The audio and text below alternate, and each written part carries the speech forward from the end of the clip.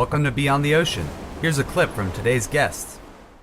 Thinking about these wave parks and the potential of the technology and the potential of the whole experience, I think you really have to think about the full consumer package, not just what does it feel like and how is it when you're at the park, but what does it feel like leading up to the experience and what does it feel like afterwards? How do you keep people engaged long term, even when they're not surfing? Because the surfing itself is, a relatively small amount of time.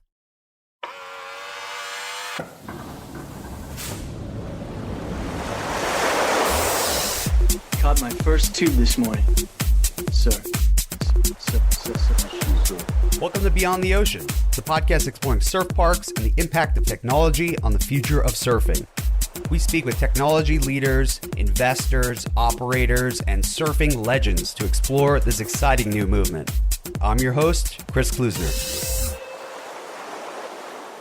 Hello. Welcome back to Beyond the Ocean. We're joined today by Ross Hale, and this is the Tech Meets Surf episode, so you guys are in luck.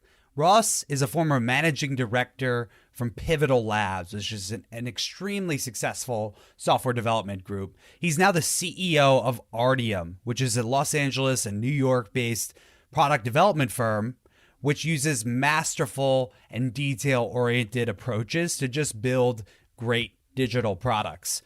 Ross is a lifelong surfer. He's also visited some of the coolest surf parks out there, like Inland, and has some really specific and sharp ideas to enhance the digital side of surf parks, both before you arrive and while you're there, but also after you leave. Note that in today's conversation, Ross's introduction, he mentions a different name. Artium is a rebrand. If you want to learn more, check out thisisaRtium.com. Without further ado, I bring you this wide-ranging conversation with Mr. Ross Hale, CEO of Artium.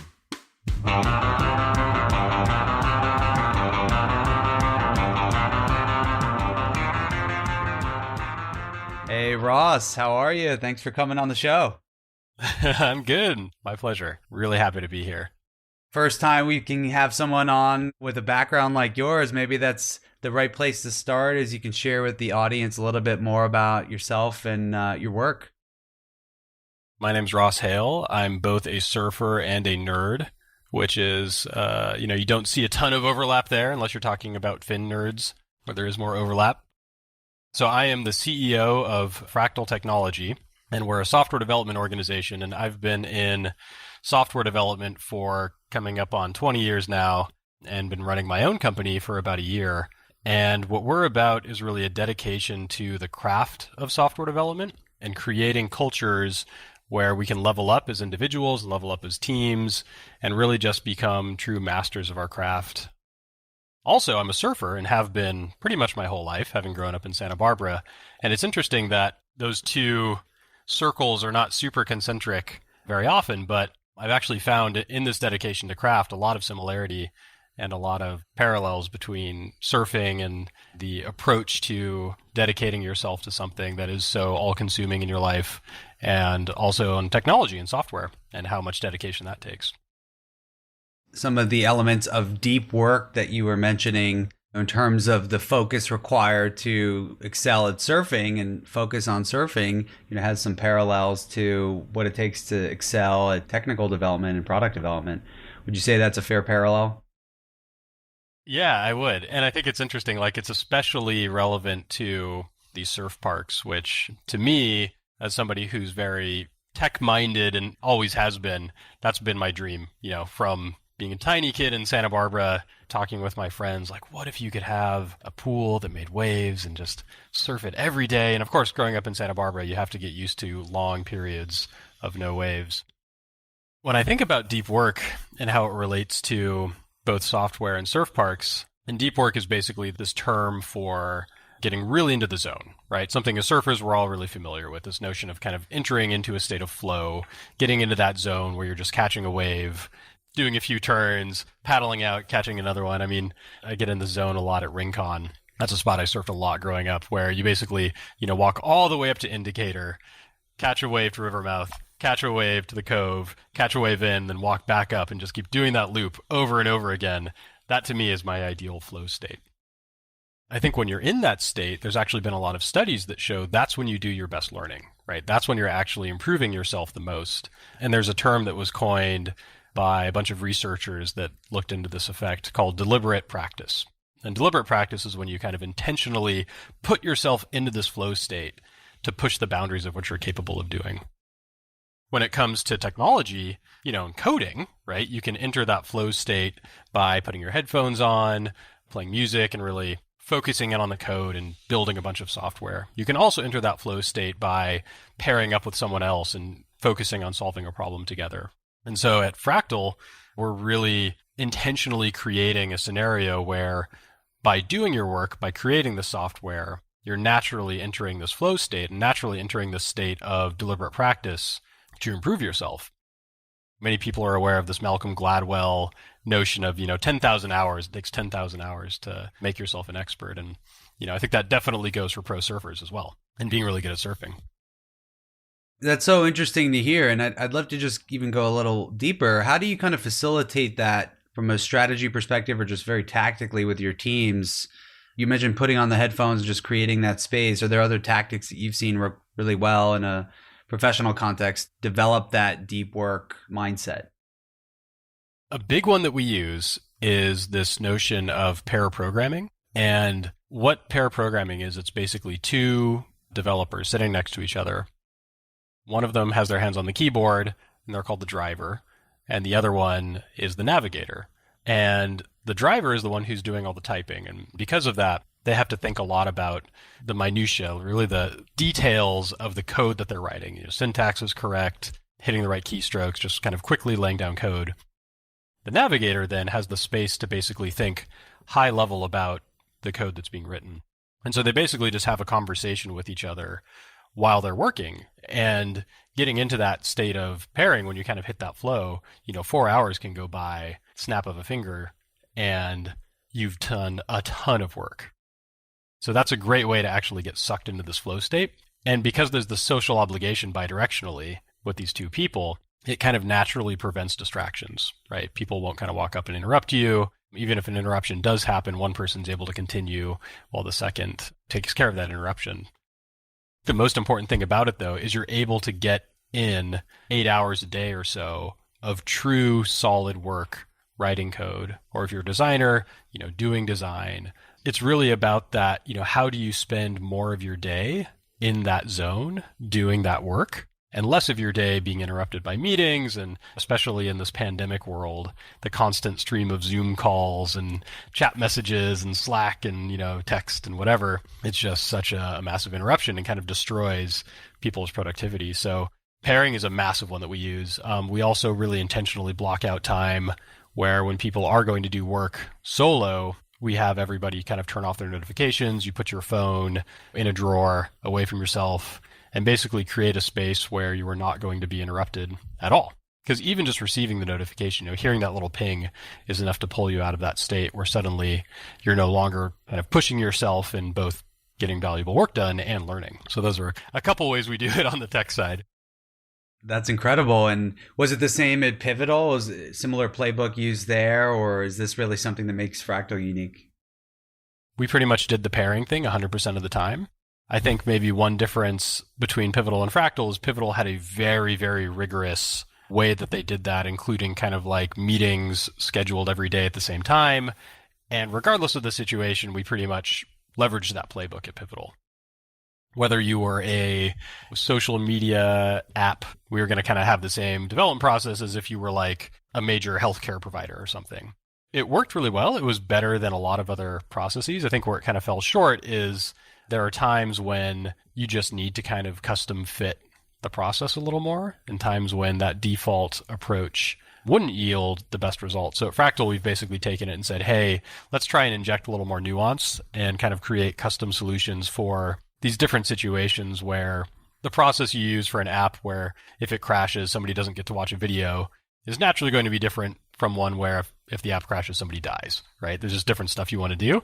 So we're kind of taking a more nuanced approach. But at the end of the day, yeah, a lot of those tools in terms of how you kind of use almost like social cues and like tribalism to create the right set of behaviors are similar.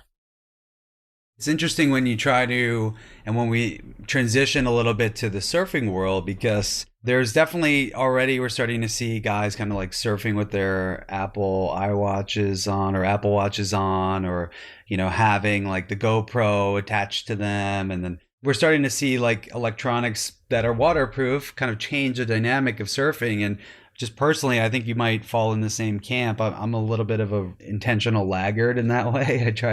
I don't want that stuff. I want to be able to get into it. And I'm curious about is like the pairing off and the getting in the flow state with strangers. That's something that I've experienced surfing where you might not even know the person or a set of people. You're out there, and if the conditions come together, like it's pretty exciting to be able to just dial in and you throw a couple hoots at some stranger you don't even know, getting a good wave, and you feel it, they're feeling it. It's a unique experience that many people never see. Any thoughts on that? Applying this to surfing? It's funny. I mean, to the first thing you said about kind of like devices and surfing, I totally agree. I feel like that type of technology just has like no place in surfing. Like, I don't want to wear an Apple Watch. I remember a while back, this dude made like a longboard with like a touch screen inside of it and like an internet connection. So it's like you can surf the web while you're surfing. And I was like, that is the worst idea I've ever heard. Like, that's the opposite of what we're going for. That said, I think technology has a lot of application to kind of creating that really, authentic experience, right? And part of that experience is definitely sharing waves with other people and kind of getting into that flow state together. And it depends on where you are. I think at a lot of beaches, hooting at each other and just getting that like really great vibe of you're out there with a bunch of strangers, but you're all like cheering each other on and just getting great waves together can be super fun. Other places where it's a little more serious, even then you can still kind of start to get this feeling of connectedness to the other people around you where you get a great wave, and even if some, saltio locals, they're like giving you the nod and it's like, yeah, and you just trade waves. And there's definitely something there in terms of the flow state and being in that state of kind of intense concentration and connectedness to the thing you're doing with other people. It just kind of connects people in a way that I think few other things do. It is a difficult design challenge to simulate that and try to create. Obviously, in a wave pool, surf park context, the wave itself is important, but almost just as important is the social dynamic and how that all comes together. So I know you have a ton of different experiences at some of the different waves, but some of the things we've heard just anecdotally from other folks is like, for example, at the Kelly Slater pool, the surf ranch, given that it is the longest wave that has ever been created in a pool, but because it's so long and so cherished, they're sort of rationed. And so if you fall, it creates a different feeling than if you are at a different park, maybe where there are 500 waves an hour instead of, 5. I'd love to just hear some more about, both what your early, surf years, the vision for surf parks, and then some experiences you might be able to share actually having lived it. Well, I've never surfed at the Kelly pool, but my understanding is by coming on this podcast, that's part of the reward. Kelly's coming on the show next, and he's going to invite us out, and I got my fingers crossed. Trust me, it's high on my list. That's like actually the reason you started the podcast, right? Someday. Exactly, yeah. Shameless plug. Kelly. But the ones that I've surfed at, I actually found that feeling of hooting each other on and that feeling of cheering to be, I don't know, like even more than when you're in the ocean. And I think it's because, you're out there with like 2 or 3 other guys trying this experience that's still fairly unique, like just being out there at a wave pool, I think is still just so fun and unique. And to me, just such a kind of magical experience, like something out of my imagination that's come to life, that hooting other people on just seems so natural, even if it's like somebody who's falling every time and can barely catch the wave. It's interesting. I hadn't thought about it much until you said it, but thinking now, it really does create that sense of camaraderie with a variety of people. I mean, one of the times I went, I remember it was like a dad, trying to longboard at, this was a while back at Inland, and he just kept falling like every wave. And it was like one of his kids was out there with him. And then there was some other like random shortboarder like me. And even though it was such a weird mix of people, like we were all just like hooting each other on and just really created that feeling. And, when that dad finally got one and stood up and managed to surf the wave, we were all like, yeah, so happy for him. Yeah, I'd love to just hear some of your views. We talked as well about the promise of surf parks being able to sort of curate your experience and have a little bit of variety to the wave types, because that's obviously a big part of it as well, as being able to train in different wave experiences, bigger, smaller, more tuned for airs, more tuned for turns. What are your perspectives on that? Thinking about these wave parks and the potential of the technology and the potential of the whole experience, I think you really have to think about the full consumer package. Not just what does it feel like and how is it when you're at the park, but what does it feel like leading up to the experience and what does it feel like afterwards? How do you keep people engaged long term, even when they're not surfing? Because the surfing itself is, a relatively small amount of time. One of the things that's so exciting about, especially the technology they use at, BSR, for example, where they have the jets of air and you can really configure the wave, like actually real-time tune the type of wave coming to you, is this notion of, I want to be able to create my wave playlist. Before I show up, I want to choose all the different types of waves that I want to ride. I want to ride a little barrel. I want to create like the freak wedge air section, all the different options of waves to try. And even the idea of just being able to do a consistent air section with kind of a ramp coming at you sounds amazing. You get so good at air so quickly. But of course, I probably don't want to start there, right? I want to kind of warm up with like a few easy waves, get some turns in, figure out how to catch it, that kind of thing.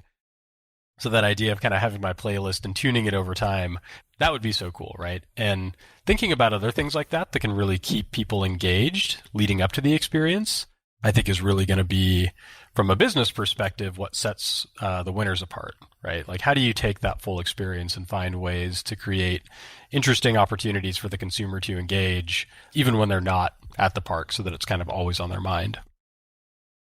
What do you think that ideal future state of customer engagement, while they're in the facility, while they're on their way to the facility and after they leave, like what could that look like?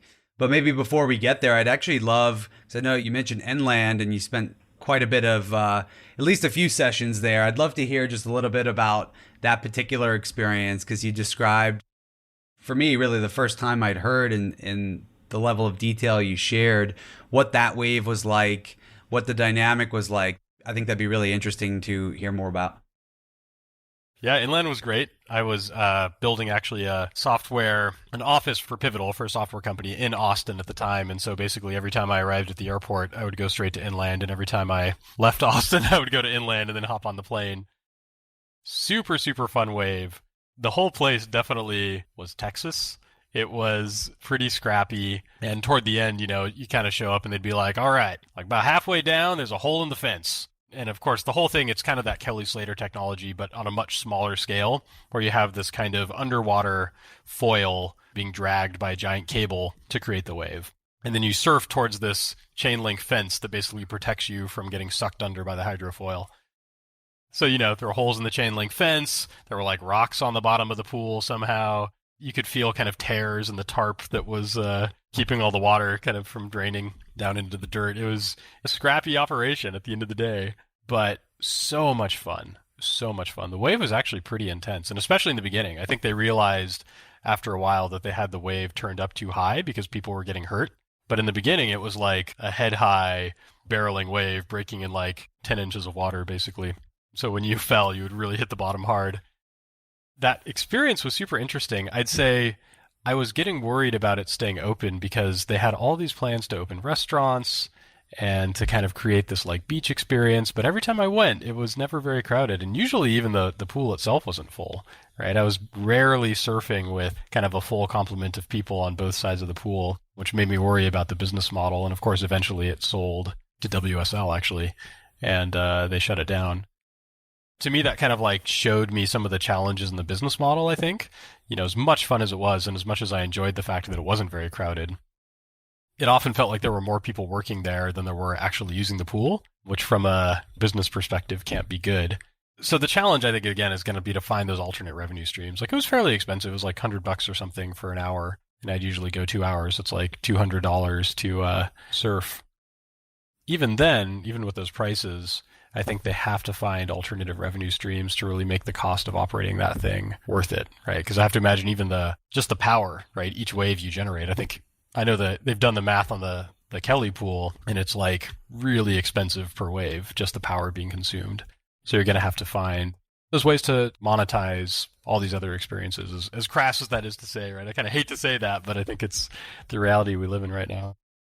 Obviously, there's the individual cost for one session, but what about the fact that every time you landed, you went back? Like, what was driving that enthusiasm and excitement to just keep going back every time and every time before you leave? Is it the novelty? Is it more about just a really fun wave? Or what was driving some of your enthusiasm around it?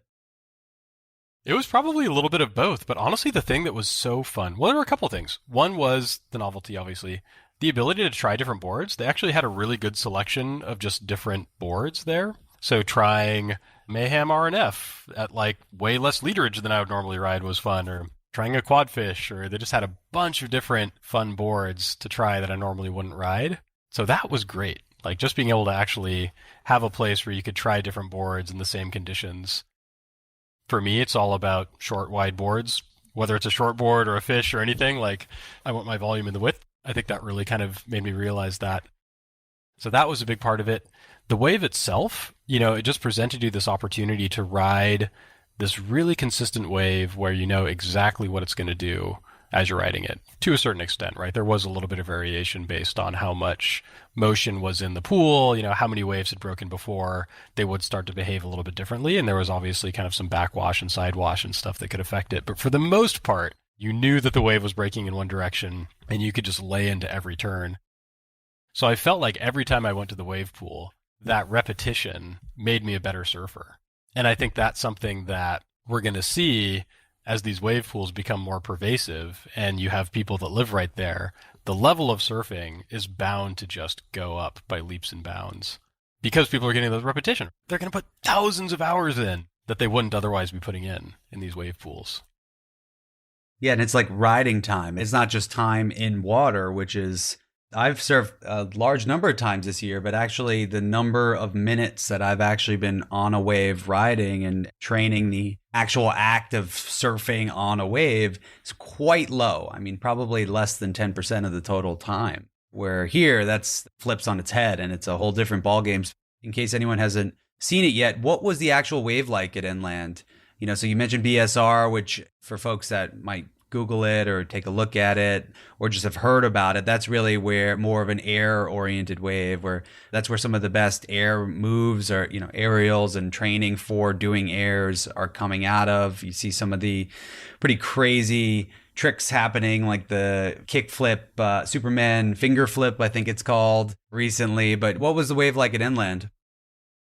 Inland, it was more just kind of a big wall. You'd take off and you're surfing toward the mechanism that creates the wave, which is always kind of a weird feeling. It feels like you're surfing in the wrong direction.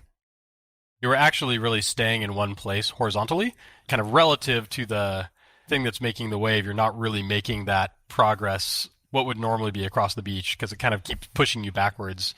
But the result is you just have this kind of endless section to do turns on. And it would barrel a little bit, especially again in the beginning when they had it turned up more. Toward the end, you could have a little barrel section. But for the most part, it was just a big wall. And for me, that was great because it meant that basically I was just doing a big bottom turn, big top turn, big bottom turn, big top turn, and just trying to get it pushed more and more radical, which, for somebody who's obviously not a professional surfer is like really good for my own surfing, being able to push harder and harder at keeping that speed and throwing more spray and, just getting the board all the way around on those turns. I can only imagine, even for that, like I just felt like my turns became so much better. Like having an air section where you can practice airs over and over again. I mean, for the average surfer, how often do you end up looking at a section where you're like, oh, I actually have the speed and I'm in the right position to, get some air on that? Like, it's fairly rare. But if you have the ability to just practice that over and over again, that's going to be amazing. Inland, I feel like it was very much what I'd consider kind of the first iteration of the pools, and then it basically gave you, it was like one step better than the standing wave they used to have in San Diego. What was that thing called? It was like Bruticus Maximus. The Flow Rider? The Flow Rider, yeah. It wasn't really surfing, but you kind of get the feeling of it. Like, Inland, you definitely were surfing, but the wave was just kind of a big section, like one big section that just kind of like stayed there, which was super fun and an awesome canvas to mess around on. But it was nothing like the kind of consistent barrels, consistent air sections, or like ledges that you can create in some of the ones that came afterwards.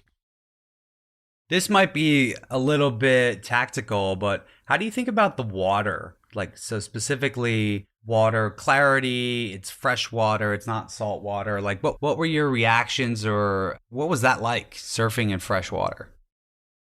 You needed a board with a little more volume than you probably would normally ride.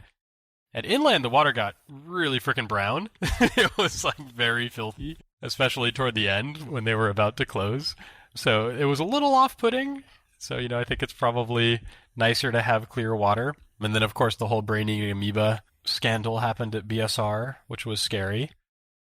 For me, it was so fun, I didn't worry about it so much. Like, I probably would have gone even if the brain-eating amoeba had still been there and just risked it. It's so fun.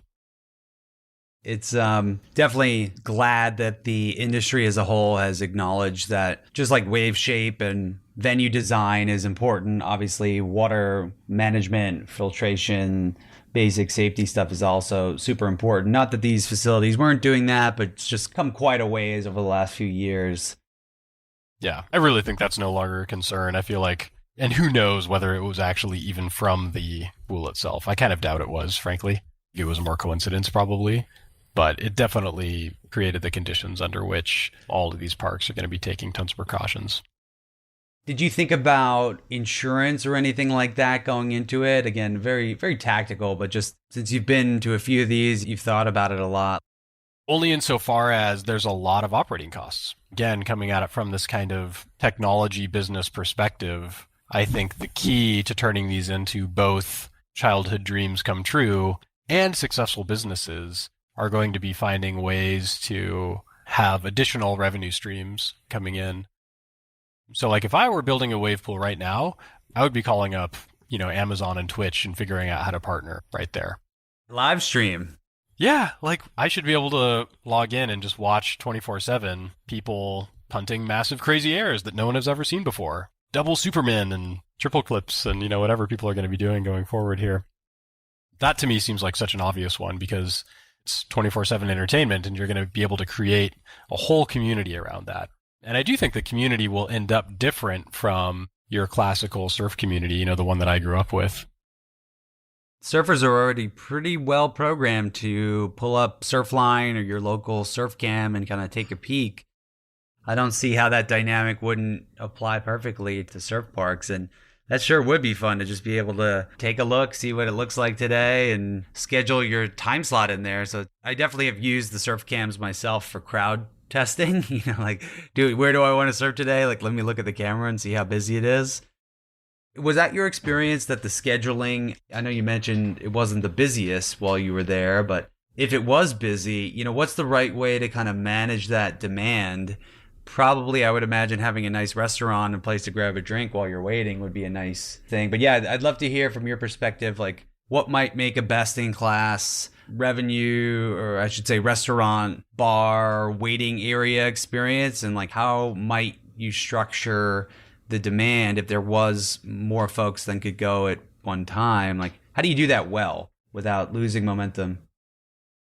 I think Inland had the right idea and it just never came together for whatever reason. It should be a destination, right? It should be somewhere that you go not just to do your 1 hour of surfing, but to also, hang out in a hot tub, hang out at the bar, get a great meal, really go to feel like you're in surf-themed Disneyland or something. That is going to be the key to kind of solving that scheduling problem where I want to be able to show up and hang out for a few hours and then do a session, then hang out a little longer and then do another session, that kind of thing. On the weekend, it should feel like an all-day kind of social thing.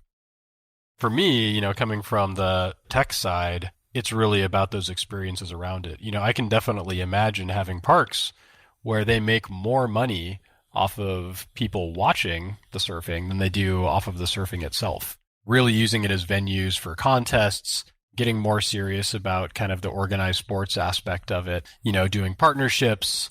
The streaming is massive. Again, there's so much money made on people watching video games or people just watching other people chat about their lives, like the ability to kind of tune in every day and watch this really progressive surfing happening, I think literally could end up making more money and being the real business opportunity, more so than even just the money they make from charging an hourly fee to go use the pool. Your family surfs as well, and this has come up on the show before. Like, what is that family experience at the surf park? If, mom or dad wants to get out there and get some waves, like, what's the rest of the family doing during that time? I mean, I think you're hitting on it right there. Exactly. I mean, for my current family, where it's me and my wife, who are both surfers, that's basically how we met. And we met surfing up in San Francisco, actually, where we'd go out to OB. And I've seen her get some truly massive waves at Ocean Beach. And then my kids, who are 4 and 7, so very much just learning. The idea of having the kiddie pool area where they can go and, get tiny little ankle slappers while my wife and I surf together, I mean, that just sounds freaking amazing. Like, I can't imagine that today. Today, we have to basically take turns. One of us goes out to surf while the other one takes care of the 2 kids, and then we just swap back and forth. So yeah, that family experience would be really compelling. Are you guys skiers or snowboarders? Because I'm curious if you've taken the kids up, or if they're obviously still quite young, but if they are old enough yet where you've been up to Mammoth or wherever. We've tried it. I think this will probably be the first season where we successfully pull it off, probably, getting both of them out there. You said 3 and 7, right? So they're still pretty young. You could see the parallels to the ski lodge effect and the ski school effect. And so, like, the other crazy thing is looking at some of the videos at a BSR is 11-year-olds doing airs, beyond my wildest dreams for what I could ever pull off. How do you think about that for your kids? If they are stoked about it, there goes soccer practice.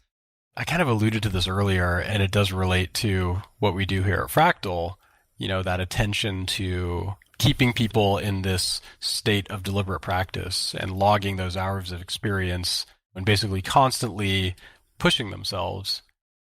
There's a story that I think totally relates to this, and it's from a book called The Talent Code that we think about a lot in terms of how to get the most out of people and how to create the conditions under which people really improve at something. And I think it's really relevant to these surf parks.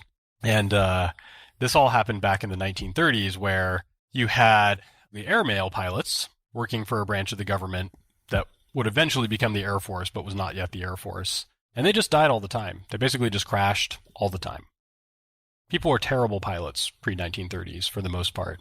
And the reason was because the way they taught those pilots was to basically just take them up in a plane with an instructor, and then the instructor would take their hands off of the controls and say, fly. And the pilots would fly and kind of fly around and stuff. And, they'd do that a few times and maybe log 100 hours or something, and then they'd be a pilot. And then they'd go start delivering mail or doing whatever. And at the time, it was actually this national emergency. Like, President Roosevelt got involved and said, these pilots keep dying. We have to do something about this. We're running out of pilots, literally.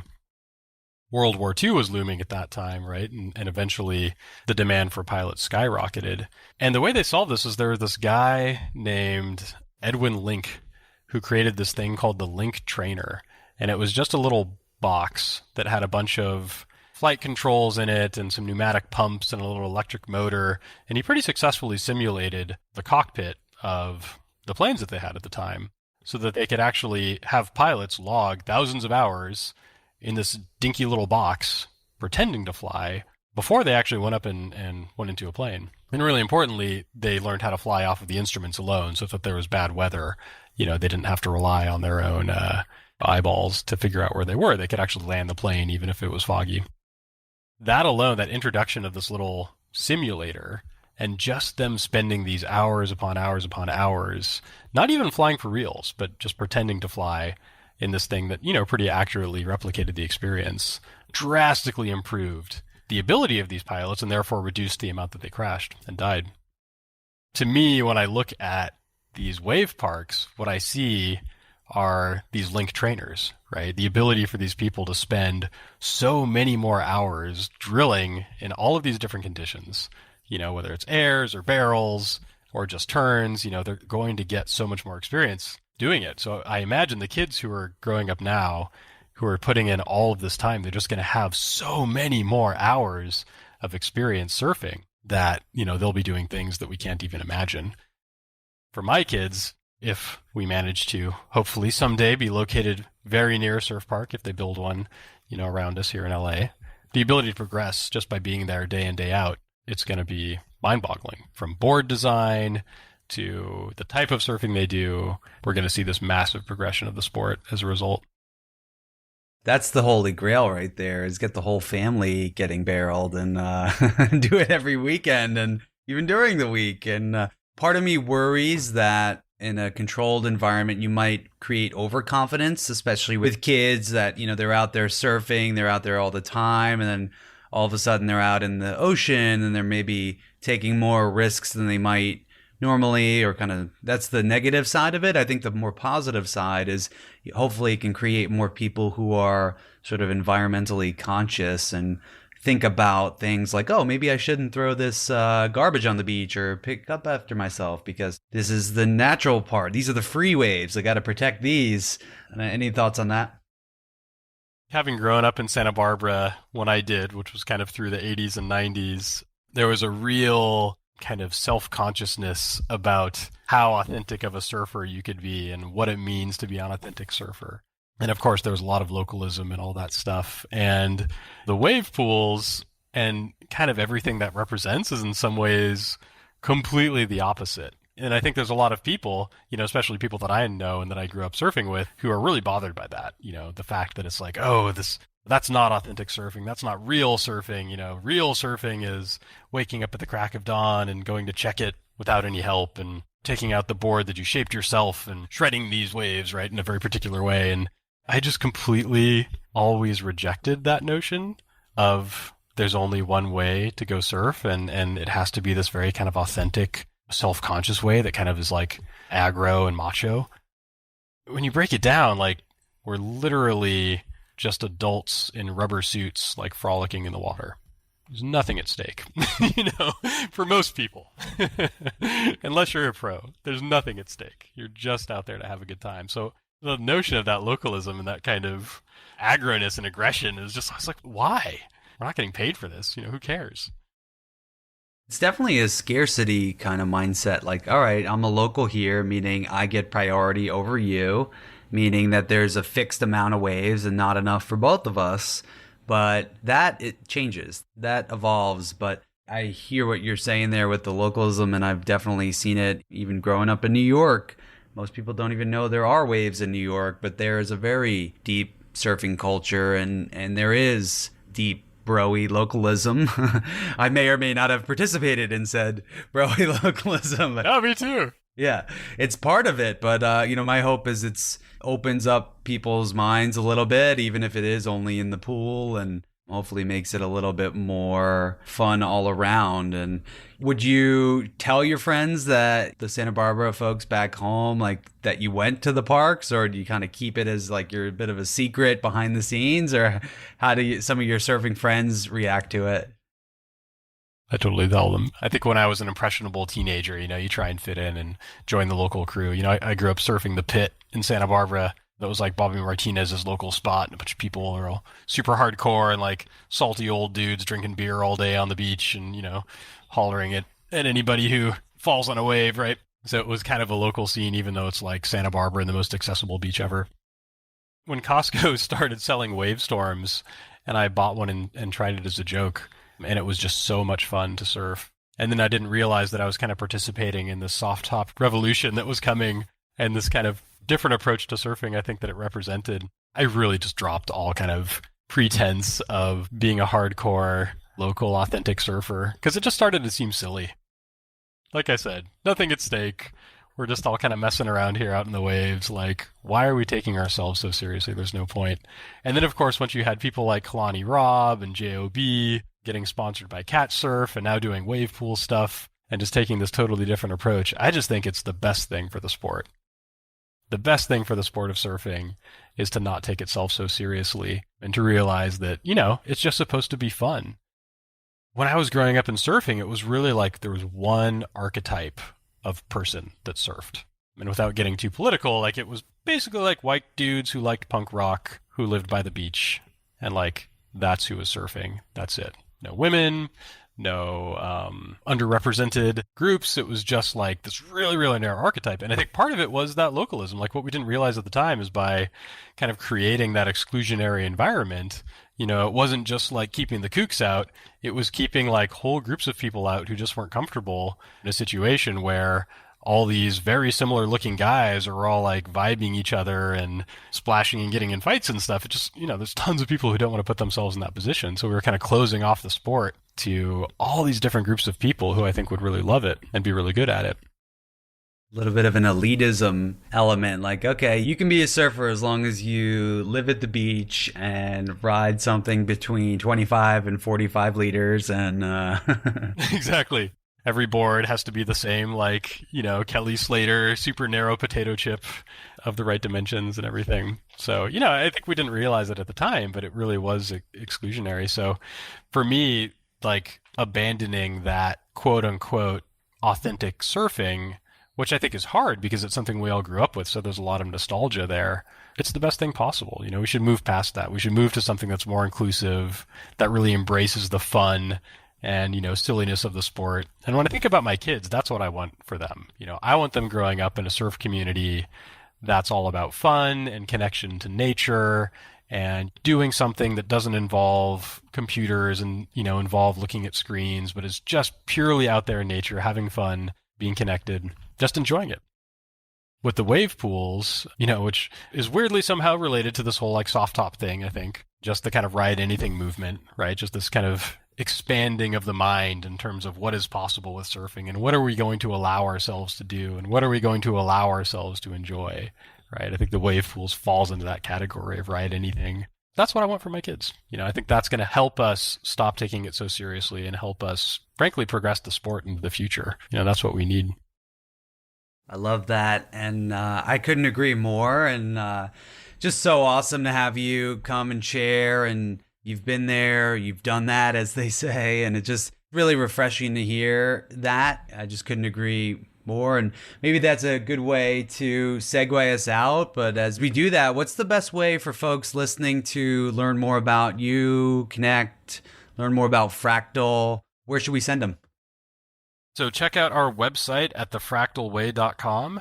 It has all the contact info there. We're also on LinkedIn and post a ton of content, mostly related to software and technology.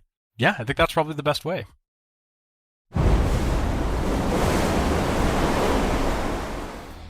Hey everyone, here's Chris again. Thanks for tuning in to today's episode. For those of you who want more information on surf parks and the topics covered in these episodes, Surf Park Central's Insider membership might be for you. Insiders are people serious about surf parks and the organizations they represent. You can join Insiders for a monthly membership fee and rewatch all the surf park summits that have ever happened. You can get transcripts, access to research reports and white papers, even see webinars with special guests like those who visit us on this podcast. So check out surfparkcentral.com/insiders to learn more about this exclusive professional community for surf parks. Check it out, surfparkcentral.com.